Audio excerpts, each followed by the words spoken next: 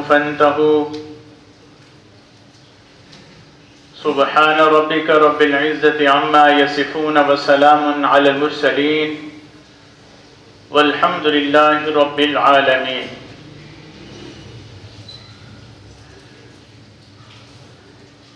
بزرگان محترم، برادران عزیز،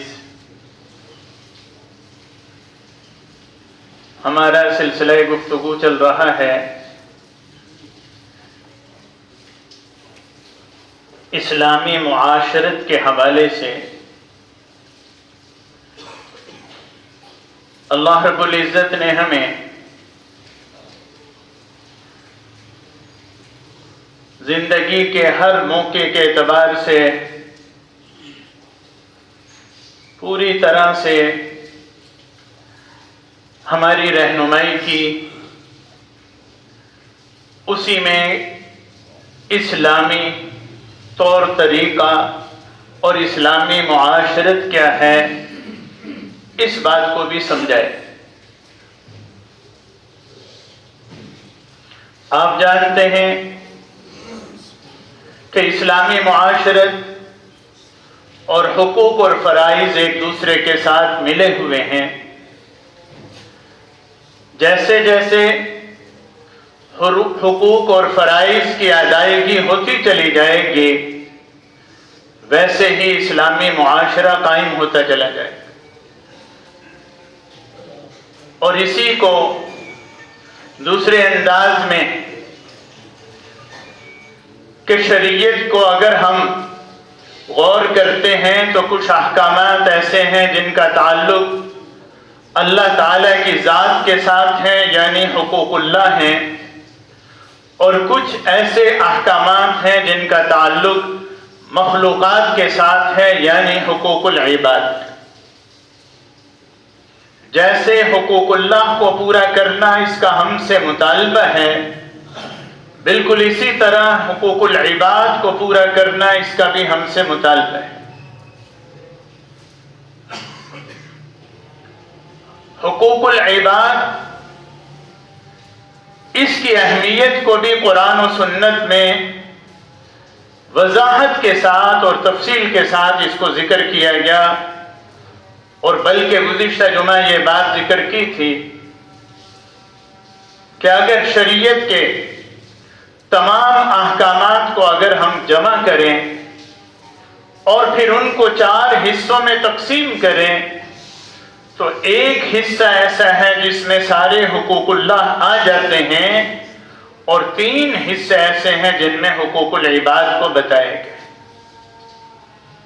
یعنی حقوق العباد کی تعداد اتنی زیادہ ہے کہ اگر حقوق العباد پوری طرح سے اگر ہم نے ادا کیے تو یاد رکھیں کہ دین کے 3 حصوں پر عمل اسی صورت میں ہو سکتا ہے جب ہم حقوق العباد کی پوری پابندی کریں.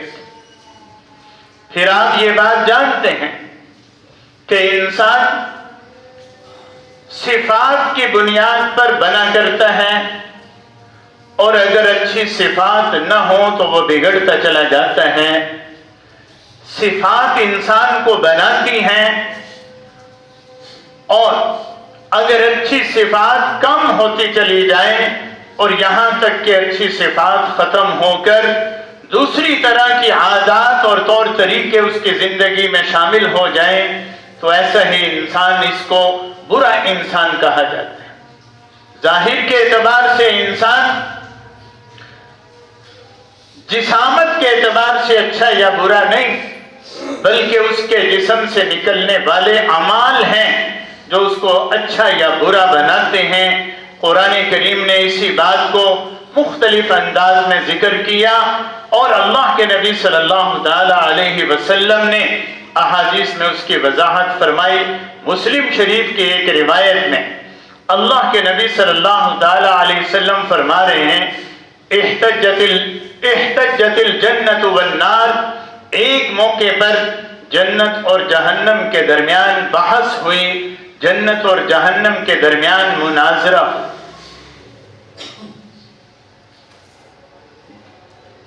وقالت النار، جہنم کہنے لگی کہ مجھے ایسا بنایا گیا ہے کہ فیہ المتکبرون، میرے اندر جو ہے تکبر کرنے والوں کو ڈالا جائے گا، والظالمین، اور میرے اندر جو ہے وہ ظلم کرنے والوں کو ڈالا جائے گا۔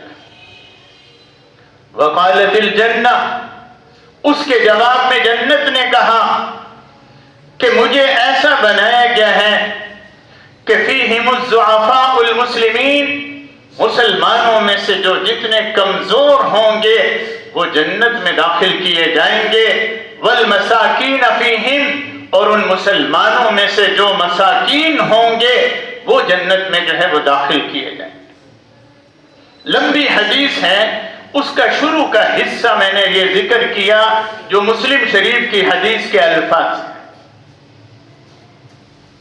اس حدیث میں اللہ کے نبی صلی اللہ تعالی علیہ وسلم نے اپنی امت کو یہ سمجھا دیا، سکھا دیا، بتا دیا، اگر دنیا میں رہتے ہوئے تم اپنے آپ کو یہ سمجھتے ہو کہ ہم تو بہت مال والے ہیں، ہمارے پاس تو بڑا عہدہ ہے، ہمارے پاس تو بڑی قوت ہے، ہم ان چیزوں کی بنیاد پر جو کرنا چاہیں کر سکتے ہیں،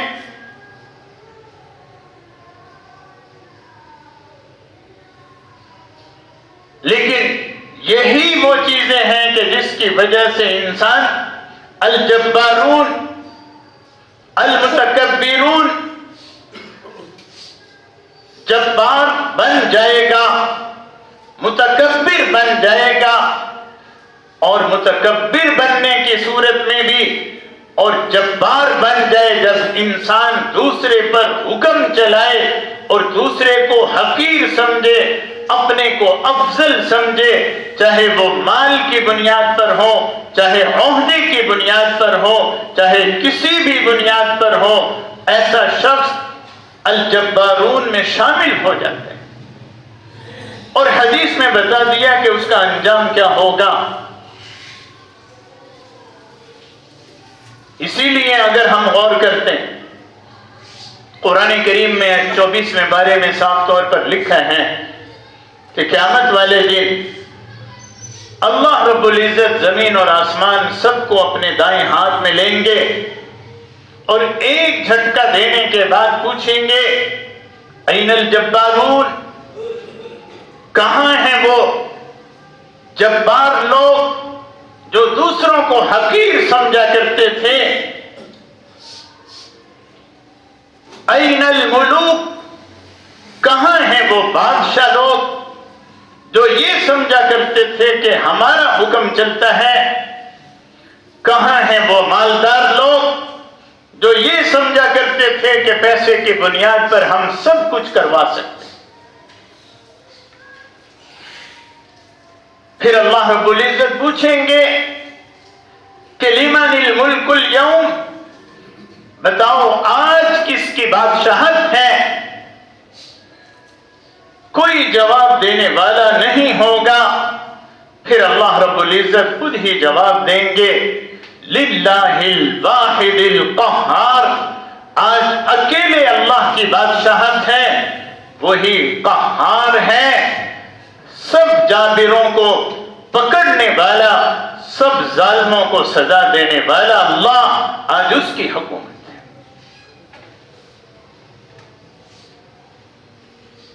جو دنیا میں جبار بنے گا، جو دنیا میں متکبر بنے گا، اس کا انجام بتایا جا رہا ہے کہ وہ انجام کے اعتبار سے جہنم کا حقدار بن رہا ہے۔ اور دوسری طرف فرما دیا کہ جنت نے کیا کہا تھا کہ میرے اندر جو داخل ہوں گے الضعفاء، کمزور لوگ،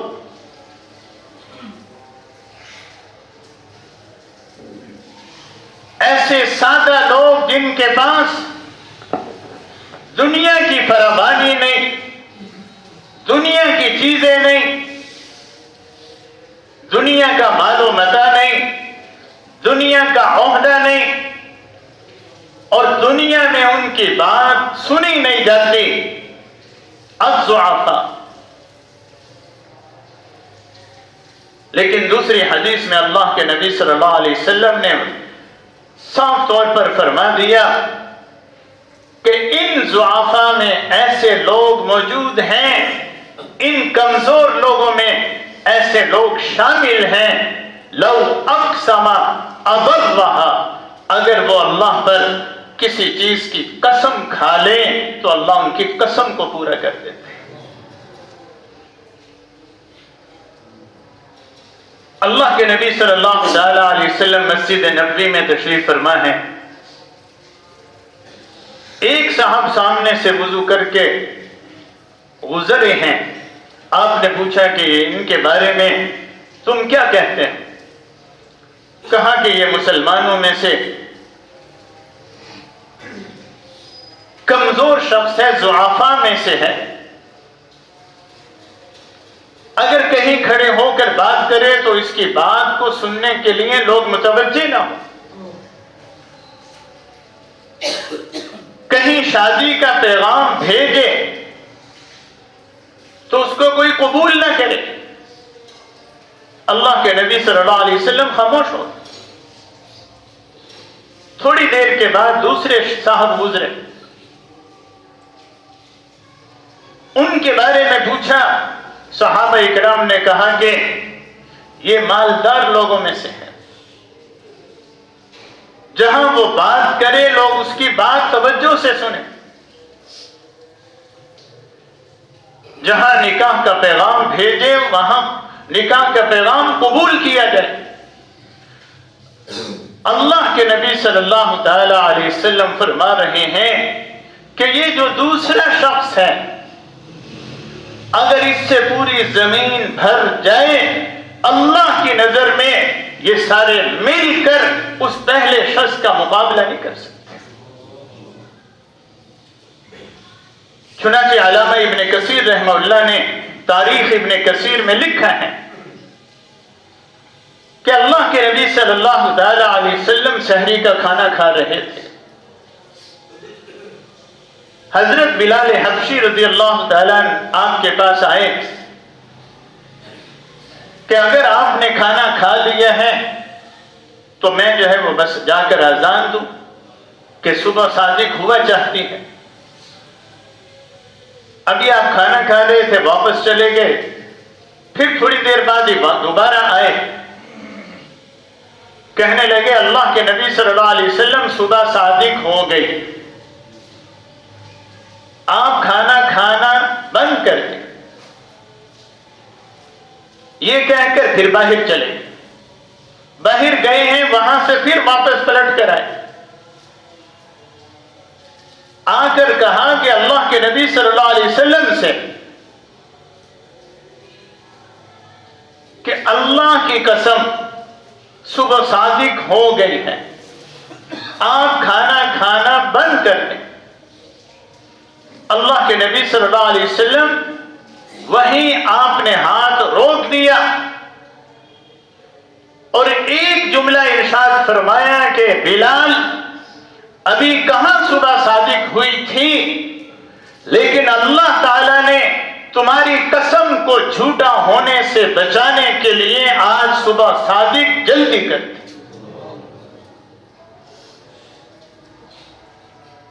اللہ کے نبی صلی اللہ تعالی علیہ وسلم نے جو بات فرمائی ہے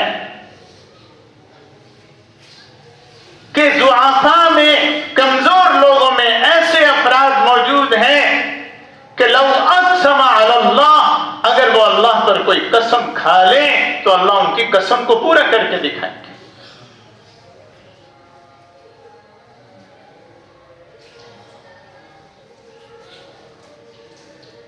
قرآن کریم میں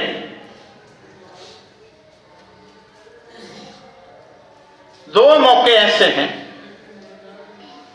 کہ جہاں اللہ کے نبی صلی اللہ تعالی علیہ وسلم پر ضعفاء اور کمزور لوگوں کی وجہ سے وحی اتار دی گئی اور آپ کو عمل کرنے سے روک دیا گیا. اللہ کے نبی صلی اللہ علیہ وسلم کے پاس مشرکین مکہ بیٹھے تھے، آپ ان سے بات چیت کر رہے ہیں، اور آپ جانتے ہیں کہ مشرکین مکہ اول تو اللہ کے نبی صلی اللہ علیہ وسلم کی بات سننے کے لیے تیار ہی نہیں ہوتے تھے۔ بہت کم ایسا کوئی موقع کہ وہ آپ کے پاس آئے ہیں اور آپ کی بات کو سن رہے ہیں۔ اتنے میں ایک نابینا صحابی اللہ کے نبی صلی اللہ علیہ وسلم کی خدمت میں حاضر ہوئے۔ انہیں نہیں معلوم کہ اللہ کے نبی صلی اللہ علیہ وسلم کے پاس کون بیٹھا ہے، آپ ان سے کیا بات چیت کر رہے ہیں۔ وہ جیسے ہی مسجد میں داخل ہوئے ہیں، جس جگہ پر آپ بیٹھے تھے اس جگہ پر آئے ہیں، وہیں سے انہوں نے آواز دی اور آواز دے کر ایک مسئلہ پوچھنا چاہا۔ اللہ کے نبی صلی اللہ علیہ وسلم کو ان کا انداز بھی پسند نہیں، اور وہ موقع بھی جو ہے وہ مناسب نہیں تھا کہ آپ اپنے کام میں مصروف ہیں، لیکن اللہ کی طرف سے فوراً آیت نازل ہوئی۔ قرآن کریم 30 پارے کی آیت، عبس وتولی ان جاءہ الاعمی وما یدریک لعلہ یزکا۔ تیور چڑھا لیے، عبسا تیور چڑھا، غصے کا اظہار کیا، وتولی منہ پھیر لیا، ان جاءہ الاعمی اس وجہ سے کہ ایک نبینا آپ کے پاس آیا ہے۔ پہلے اللہ نے اس انداز میں کہا، آپ غصے کا اظہار کر رہے ہیں، آپ اپنا منہ پھیر رہے ہیں، اس بنیاد پر کہ ایک نبینا آپ کے پاس آیا ہے۔ او یذکر، آپ کو کیا خبر کہ یہ آنے والا آپ سے کوئی بات پوچھ کر اس سے فائدہ اٹھائے۔ اما من استغنی فانت لہ تصدی، جو آپ سے منہ پھیرتے ہیں، آپ ان کے پیچھے پڑے ہوئے ہیں، آپ اس نابینا پر ان مشرکین مکہ کے سرداروں کو ترجیح دے رہے ہیں۔ اللہ نے قرآن میں آیتیں اتاری اور آپ کو روک دیا۔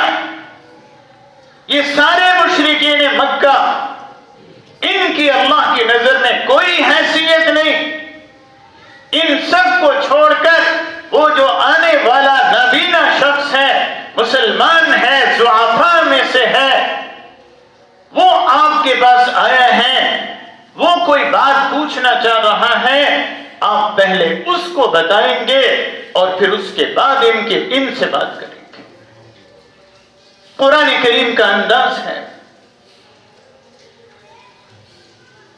کہ ضعیف لوگوں کی اللہ کی نظر میں کیا عزت ہے۔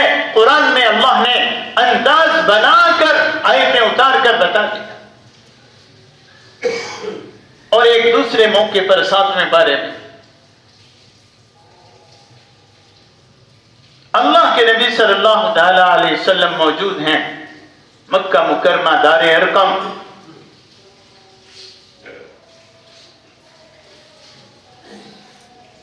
مشرکین مکہ کے سرداروں کی طرف سے آپ کے پاس پیغام آیا کہ ہم آپ کے پاس آنا چاہتے ہیں، بیٹھنا چاہتے ہیں، لیکن آپ کے پاس کچھ غلام بیٹھے ہوئے ہیں، کچھ غریب لوگ بیٹھے ہیں، ان میں حضرت خباب بن عرب، حضرت عمار، ان کے والد حضرت یاسر، حضرت بلال حبشی، مختلف صحابہ اکرام، یہ سب غلام ہیں۔ حضرت عبداللہ ابن مسعود رضی اللہ تعالیٰ، یہ غریب صحابہ اکرام، یہ حضرات بیٹھے تھے۔ مشرکین مکہ کے سرداروں کی طرف سے پیغام آیا کہ ہم آپ کے پاس آنا چاہتے ہیں، بیٹھنا چاہتے ہیں، لیکن آپ کے پاس یا غلام بیٹھے ہیں یا غریب لوگ بیٹھے ہیں، ہم ان کے ساتھ نہیں بیٹھ سکتے، آپ ان کو اپنی مجلس سے اٹھائیں گے پھر ہم آپ کے پاس آئیں۔ اللہ کے نبی صلی اللہ تعالی علیہ وسلم کہ یہ مشرکین تو کبھی بات سننے کے لیے تیار نہیں ہوتے، میں ان کے پاس چل کر جاتا ہوں، بات نہیں سنتے، یہ اگر خود آنا چاہ رہے ہیں، بیٹھنا چاہ رہے ہیں، بات سننا چاہ رہے ہیں تو یہ تو میرے صحابہ اکرام ہیں، یہ کوئی محسوس نہیں کریں گے۔ اور دوسری روایت میں آتا ہے کہ اتنے میں حضرت عمر رضی اللہ تعالیٰ عنہ آ گئے، انہوں نے پوچھا کہ کیا بات ہوئی ہے؟ ان کو بتایا گیا کہ اس طرح سے مشرکین مکہ کے سرداروں کی طرف سے پیغام آیا ہے، تو انہوں نے عرض کیا کہ اللہ کے نبی صلی اللہ علیہ وسلم ہم سب ایک طرف ہو کر بیٹھ جاتے ہیں، آپ ان کو بلائیں، ان سے بات کریں، جب آپ ان سے بات کریں گے تو ممکن ہے کہ وہ آپ کی بات کو سن لیں اور قبول کر لیں، یعنی مسلمان ہو جائیں۔ اب کوئی اپنی ذاتی مسئلہ نہیں ہے، کوئی ذاتی فائدے کے لیے نہیں یا دنیاوی فائدے کی خاطر یہ نہیں کیا جا رہا۔ حضرت عمر رضی اللہ تعالیٰ عنہ بھی رائے دے رہے ہیں تو بنیاد دین کی بات ہے۔ اللہ کے نبی صلی اللہ تعالیٰ علیہ وسلم نے ارادہ کیا کہ یہ جتنے غلام صحابہ یا غریب صحابہ اکرام ہیں ان سب کو دوسری جگہ بھیج دیں تاکہ مشرکین مکہ آ جائیں اور آ کر بیٹھ کر بات سن لیں۔ لیکن اللہ کا فیصلہ فوراً قرآن کریم آیا گیا، وَلَا تَطْرُدِ الَّذِينَ يَدْعُونَ رَبَّهُمْ بِالْغَدَاةِ وَالْعَشِيِّ۔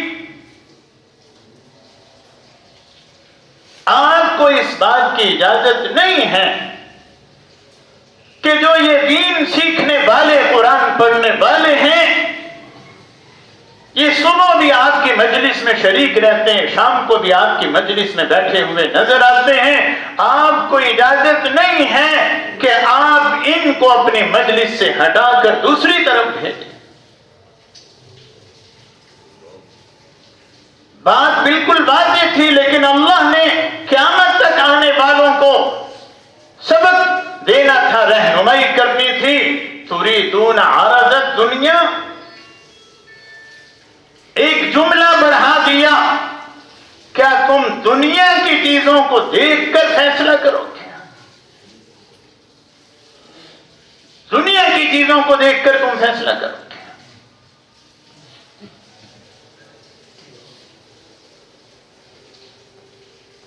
ان قرآن پڑھنے والے، دین سیکھنے والوں کی اللہ کی نظر میں کیا قیمت ہے؟ قرآن کریم نے یہ بات رکھی۔ ان اچھی صفات کو اپنے اندر پیدا کرنے والوں کی اللہ کی نظر میں کیا قیمت ہے؟ اللہ نے قیامت تک آنے والوں کو یہ بات سکھائی۔ یہ کمزور لوگ، یہ ضعیف لوگ، حدیث میں آتا ہے کہ ایک گاؤں دیہات کے رہنے والے ایک صحابی تھے، ظاہر ان کا نام ہے، حضرت ظاہر رضی اللہ تعالی۔ وہ اپنے گاؤں سے سبزی لے کر آتے تھے اور وہاں بیچتے تھے۔ اللہ کے نبی صلی اللہ تعالی علیہ وسلم ایک مرتبہ بازار کی طرف تشریف لے گئے تو دیکھا کہ وہ گاؤں کے رہنے والے ایک صحابی جو بالکل ضعفاء میں سے ہیں، دنیا کے اعتبار سے نہ ان کے پاس مال ہے، نہ ان کے پاس کوئی حسن و جمال ہے، رنگ ان کا کالا ہے، اپنے گاؤں سے تھوڑی سی سبزی لے کر آتے ہیں، وہاں بیچ کر پھر جاتے ہیں۔ اللہ کے نبی صلی اللہ تعالی علیہ وسلم نے جب ان کو دیکھا کہ وہ سبزی فروخت کر رہے ہیں آپ پیچھے سے گئے اور جیسے ایک دوست دوسرے کے ساتھ بالکل وہی معاملہ اللہ کے نبی صلی اللہ علیہ وسلم ان کے قریب اچانک جا کر ان کی آنکھوں پر ہاتھ رکھ لیے اور پھر آپ نے آواز دی کہ اس غلام کو مجھ سے کون خریدے گا؟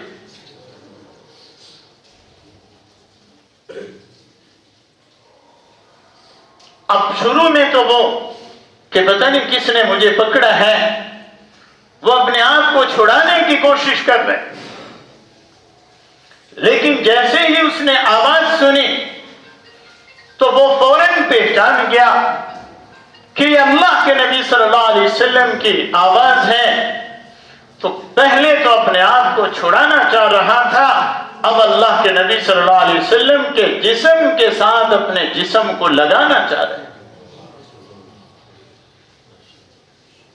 جب اللہ کے نبی صلی اللہ علیہ وسلم نے ان کا ہاتھ ہٹایا، اپنا ہاتھ ان کے چہرے سے ہٹایا، تو وہ کہنے لگے اللہ کے نبی صلی اللہ علیہ وسلم سے کہ میں اتنا کم قیمت ہوں، مجھے کون خریدے گا؟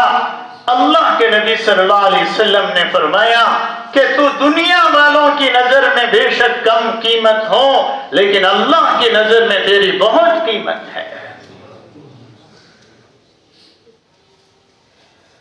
کتنی مثالیں موجود ہیں کہ جن لوگوں کے پاس دنیا کے اعتبار سے کچھ بھی نہیں،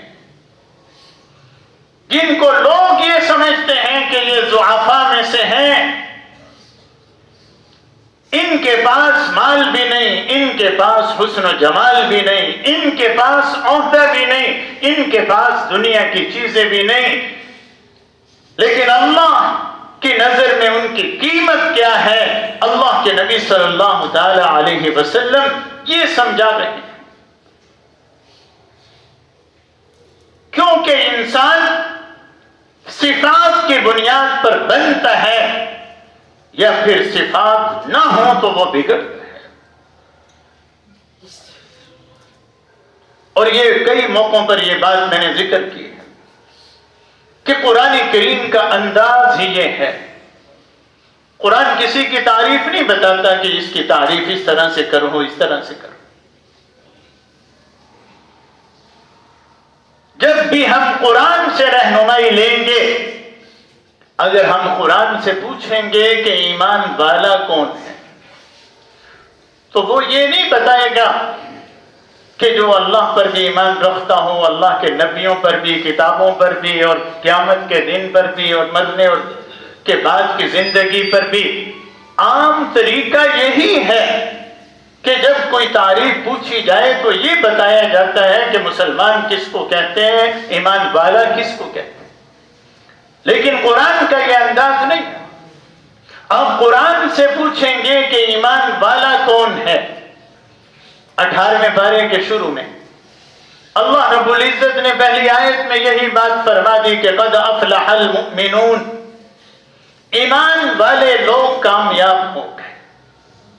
اس کے بعد الذین الذین الذین پوری 10 نشانیاں بتائی، 10 صفات بتائی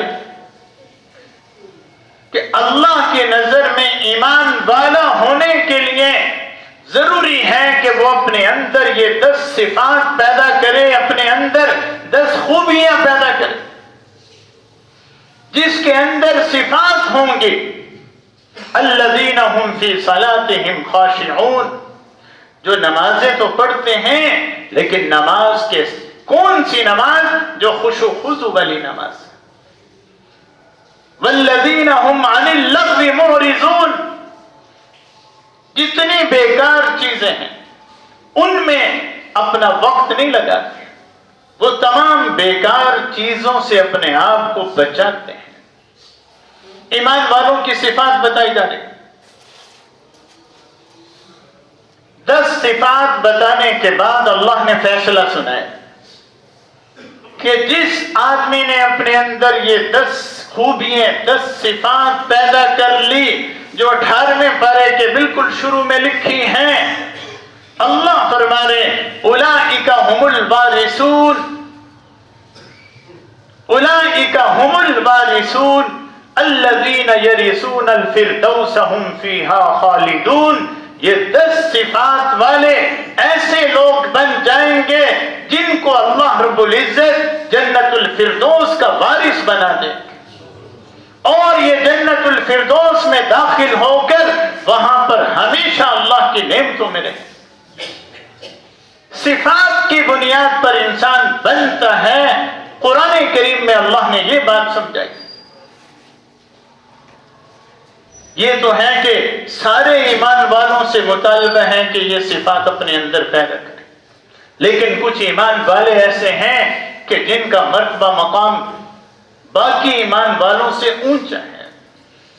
اللہ رب العزت نے الگ سے بتایا، قرآن کریم 19واں پارہ 4تھا رکوع، وعباد الرحمن، کچھ اللہ کے خاص بندے بھی ہیں،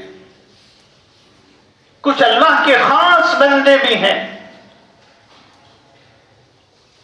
کوئی بھی قرآن کریم کے مستند تفسیر اٹھا کر دیکھ لیں، اردو کی معارف القرآن اٹھا لیں، تفسیر ابن کثیر وغیرہ اٹھا کر دیکھ لیں، اللہ نے 13 صفات بتائی ہیں، 13 صفات۔ ان 13 صفات میں کہ اگر اللہ کے خاص بندوں میں شامل ہونا ہے تو یہ 13 صفات اپنے اندر پیدا کرنی ہوں۔ اب وہ تفصیل نہیں کہ ان میں سے ہر ایک کی میں وضاحت کروں، لیکن سب سے شروع میں اللہ نے کون سی صفت بتائی؟ وَعِبَادُ الرَّحْمَنِ الَّذِينَ يَمْشُونَ عَلَى الْأَرْضِ هَوْنًا، جب وہ زمین پر چلتے ہیں تو بہت عاجزی کے ساتھ چلتے ہیں، تکبر کے ساتھ نہیں چلتے، اپنی بڑائی نہیں چاہتے۔ ان کی چال بتا رہی ہے، ان کی زبان سے نکلنے والے الفاظ بتا رہے ہیں کہ ان کو اپنی بڑائی مقصود نہیں ہے۔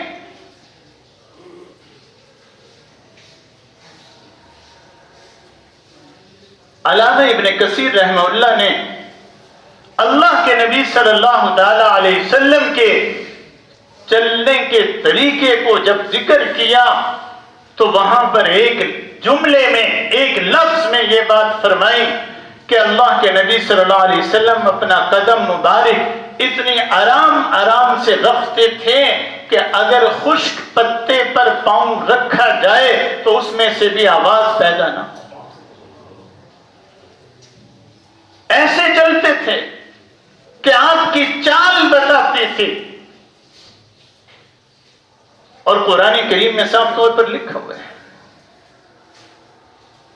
قرآن کریم میں صاف طور پر لکھا ہوا ہے، ہر ایمان والے کو خطاب کر کے کہا جا رہا ہے کہ وَلَا تَمْشِ فِي الْأَرْضِ مَرَحًا، جب تم زمین پر چلو تو کبھی تم اکڑ کر نہ چلنا،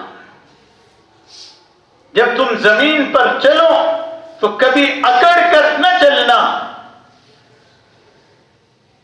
یہ بات سمجھائی جا رہی، لیکن اگلی 2 باتوں میں اللہ نے پوری بات واضح کر دی۔ اگر تم اکڑ کے چلو گے کیا ہوگا؟ اللہ فرما رہے اِنَّكَ لَن تَخْلِقَ الْأَرْضَ، تو اگر اکڑ کر چلتے ہوئے اپنا پاؤں زمین پر زور سے مارے گا تو تیرے پاؤں مارنے سے میری کوئی زمین نہیں پھٹے گی۔ لن تخلق الارض۔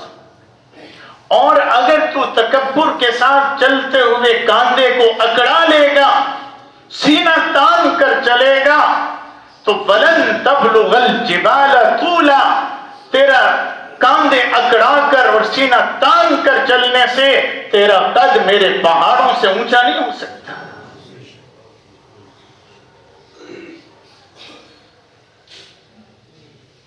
یہ چلنے کا طریقہ بتایا جا رہا ہے کہ جو اللہ کے خاص بندے ہیں ان کے بارے میں پہلی بات یہ بتا دی الذین یمشون علی الارض ہونا، جب وہ زمین پر چلتے ہیں بہت عاجزی کے ساتھ چلتے ہیں، اتراتے ہوئے نہیں، تکبر کی چال کے ساتھ نہیں چلتے۔ وَإِذَا خَاطَبَهُمُ الْجَاهِلُونَ قَالُوا سَلَامًا، اور اگر جاہل لوگ ان سے لڑائی جھگڑا کرنا بھی چاہیں، غصے کی بات بھی کریں، وَإِذَا خَاطَبَهُمُ الْجَاهِلُونَ قَالُوا سَلَامًا، وہ کہتے ہیں کہ ہم تو صرف سلامتی کی بات کرتے ہیں، ہم سلامتی والی بات کریں گے، تم جیسا مرضی رویہ اختیار کرو، جیسا مرضی انداز اختیار کرو، ہم تمہاری باتوں کی وجہ سے غصے میں نہیں آئیں گے، دوسرے کی وجہ سے ہم اپنے اخلاق کو خراب نہیں کریں گے۔ یہ وہ صفات بتائی جا رہی ہیں کہ جب انسان کے اندر یہ صفات اور خوبیاں پیدا ہوں گی تو خود بخود معاشرہ وہ اسلامی معاشرہ بنتا چلا جائے گا۔ انسان کو سوچنا چاہیے، اس کے پاس اپنا تو کچھ بھی نہیں، جو کچھ نظر آ رہا ہے اس کے پاس وہ سب اللہ کا دیا ہوا ہے، اور یہ اللہ کا ضابطہ قرآن میں لکھا ہوا ہے۔ کبھی ہم سب کچھ چھین کر بھی آزماتے ہیں اور کبھی ہم سب کچھ دے کر بھی آزماتے ہیں۔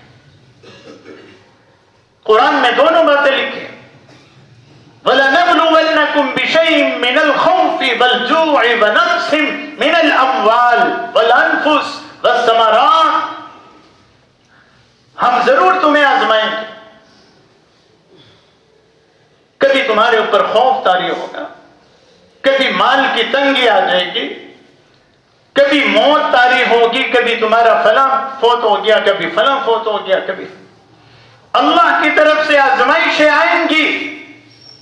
اللہ سب کچھ دے کر بھی آزما رہے، اور قرآن کریم میں صاف طور پر لکھا ہوا ہے کہ انسان کو کہا جاتا ہے کہ قرآن یہ کہتا ہے، دین یہ کہتا ہے، اللہ کے نبی صلی اللہ علیہ وسلم کی زندگی یہ کہتی ہے، لیکن وہ ماننے کے لیے تیار نہ ہو تو اللہ فرماتے ہیں فَلَمَّا نَسُوا مَا ذُكِّرُوا بِهِ، جب وہ سب کچھ بھلا دیتے ہیں، اللہ کے حکموں کو بھول جاتے ہیں، اللہ کے نبی صلی اللہ علیہ وسلم کی محبوب زندگی کو بھلا دیتے ہیں، فَلَمَّا نَسُوا مَا ذُكِّرُوا بِهِ، پھر اللہ کیا کرتے ہیں فَتَحْنَا عَلَيْهِمْ أَبْوَابَ كُلِّ شَيْءٍ، اللہ فرما رہے ہم ہر چیز کی فراوانی کرتے ہیں، مال بھی مل رہا ہے، سامان بھی مل رہا ہے، دنیا کی چیزیں بھی مل رہی ہیں، دنیا کے عہدے بھی مل رہے ہیں، حَتَّى إِذَا فَتَحْنَا عَلَيْهِمْ أَبْوَابَ كُلِّ شَيْءٍ، سب چیزوں کی فراوانی، ہر چیزوں کے اللہ کی طرف سے دروازے کھل جاتے ہیں۔ اللہ فرما رہے ہیں کہ حَتَّى إِذَا فَرِحُوا بِمَا أُوتُوا، جب وہ اس میں بہت اترانے لگتا ہے، جب وہ اترانے لگتا ہے، اپنی منمانی شروع کر دیتا ہے اور ان چیزوں کو دیکھ کر فیصلے کرتا ہے، اللہ فرما رہے ہیں کہ اخذناہم بغتۃ، پھر اس کے بعد ہم اچانک اس کو پکڑتے ہیں۔ انسان کو سوچنا ہوگا، کبھی اللہ سب کچھ لے کر آزما رہے ہیں، کبھی اللہ سب کچھ دے کر آزما رہے ہیں، اور ویسے بھی انسان کا اپنا ہے ہی کیا۔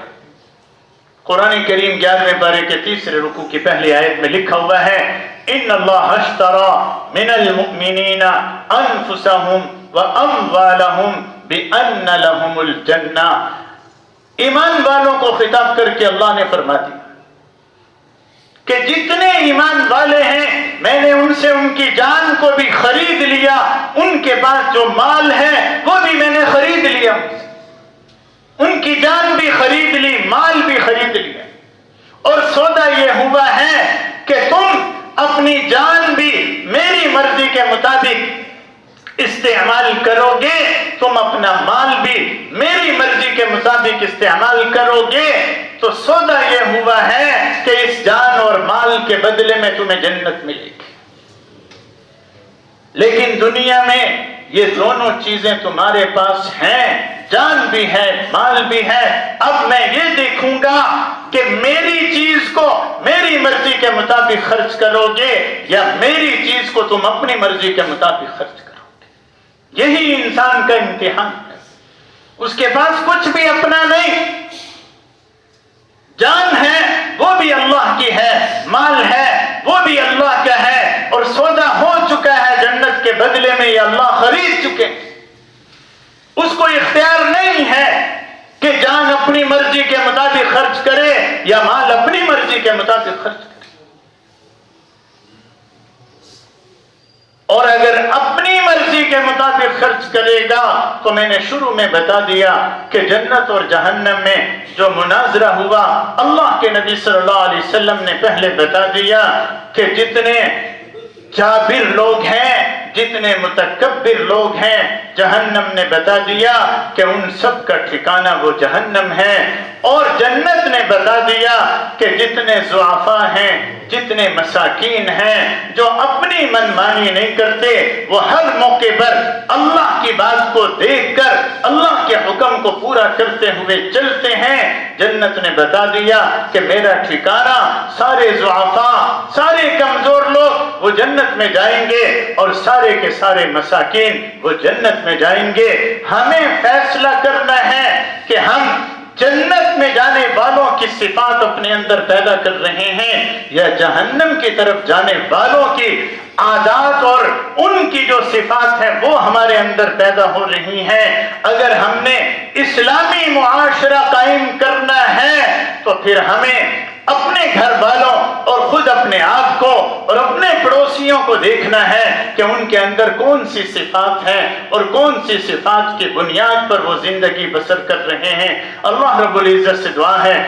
کہ اللہ رب العزت ہمیں ان ساری صفات کو اپنے اندر پیدا کرنے کی اللہ توفیق عطا فرمائے جن صفات کی بنیاد پر ہم جنت کے حقدار بنیں گے۔ وآخر دعوانا الحمدللہ رب العالمین۔